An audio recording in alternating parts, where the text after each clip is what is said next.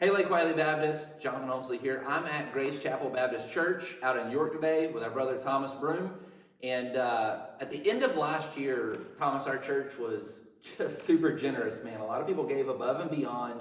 And at the end of the year, we always give extra to our missionaries, and our people were so generous. There was a need for you to come here and pastor at Grace Chapel. They didn't even know that was a need yet. We were going to present that this year. But they were so generous, we were able to contribute, I think about $5,000 to get your salary going here, to get you preaching here. And so I just wanted to have you take a moment, tell our people, what's been going on with you. You've preached for us 3 or 4 times in the past year. We're so thankful for that. But tell our people what's happened over like the last 6 months, man. Yeah, well, first of all, just extremely grateful for Lake Wiley's generosity and all these things to make this happen. It's been an all hands on deck kind of team effort to put it together really here at the end. Our conversations with Grace Chapel started quite a while back, about this time a year ago, and kind of fell through the cracks. A lot of transitional stuff and trying to figure out how we're going to partner, which way we're going to go. And so all that kind of resurfaces all of a sudden in September, and they kind of call me and say, hey, we're kind of wanting to conventionally hire a pastor, would you be interested in being considered? And I said, sure thing. And so we kind of started those partnership conversations up again. Through October, I was out here a few times, preached for him a few times, interview in November, and then all of a sudden I'm hired on December the 4th.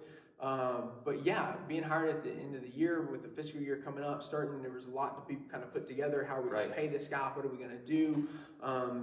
They weren't in a position to afford a full-time pastor, but all the folks that I was kind of partnering with said, we'd really like to help you to get to do that full-time and give yourself over to that work. And so Lake Wiley is one of the churches that pulled alongside us and was able to make that happen. And so the Lord really blessed it, and just with a few phone calls and, hey, would y'all be willing to help out? The Lord provided through folks just like y'all that I was able to have a residency kind of experience with and get to know the congregations just a little bit. And it was just a really sweet partnership. So you were called to pastor at the end of 2022, is that right? That's correct. Right. Yes. So you've been full-time their lead pastor here for several months now. Yeah. What has the ministry been like? Yeah, I've been here for 3 or 4 months, and it's just been kind of get in and figure it out and roll. And so, piecemealed our way through the end of the year. My first actual Sunday morning out here was December 18th. Great. And so rounded out the year, January 1, we started the book of Colossians, and so we're actually about to finish that up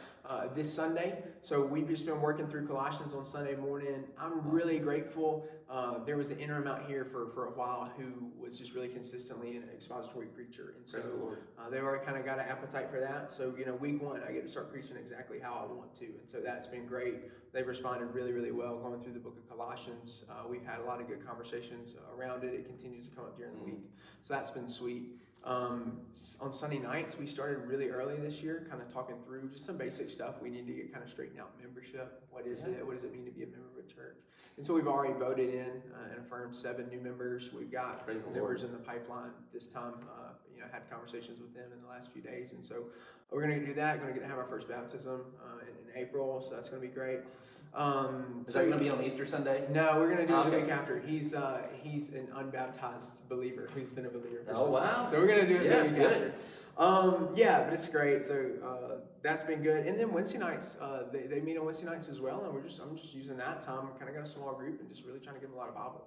So just kind of meta-narrative type stuff. We've done like it's going to be our 3rd installment of the Pharaoh story this Wednesday night. So just kind of tracking through the Bible, trying to help just get them more familiar, more context, more exposure. So been committed to the Word, and we've changed some things around the service to make more time for prayer, and that's been sweet. And I've had my hands on a lot of the musical worship too, so that's been fun.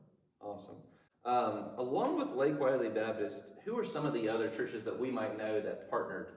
Yeah, the primary one you're going to know is Park Baptist, where I did my residency, and you'll obviously have contacts there through Trail and partnered with Pioneer and all that. Outside of that, there's Pillar Church, Northside in Greenwood. I'm not sure if you're familiar with them or not. They don't have a ton of Pillar contacts around them, so they've partnered with kind of our region to do a little bit of the work. Clay Jones is a pastor in Gaffney, South Carolina, so I'm not sure if you remember him or not, but he's pretty close, and so he's gotten to come and labor alongside us in that way. So awesome. Yeah. Lake Wiley, one of the things that I want us to all be aware of is how awesome it is for us through our association with the Pillar Network. Though our church is relatively small, we don't have the pipeline of young pastors coming up from within our body.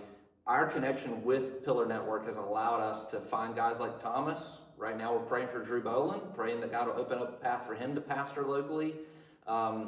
It has connected us to church planting, both regionally but around the world as well. So it's such a vital partnership. I want you to be praying for Thomas. Pray for his endurance. Being a lead pastor comes with a lot of burdens. Pray that the Lord would just grant him favor in his preaching so that when he preaches, the people would receive it with joy. Pray as well that God would raise up folks within his church that will support the ministry well financially. Pray that God would also just begin to raise up other leaders, other men and women who want to be missionaries, men who want to be pastors and elders. Just ask God's blessings to be poured out here on Grace Chapel. We're so thankful, Thomas, to have you right down the road. It just thrills my heart, man, from 7 years ago when I came to this area to know that there's a like-minded brother doing very similar ministry. Nothing flashy, just steady gospel preaching, praying, loving the people, shepherding. So we're just going to be praying for you, man, and thanks so much for giving us a moment to catch us up on what's been going on in your world. Amen, man. So grateful for you and your church and you coming out here and hanging out and pouring into me. It's been great. Awesome. Love you, brother. Love you.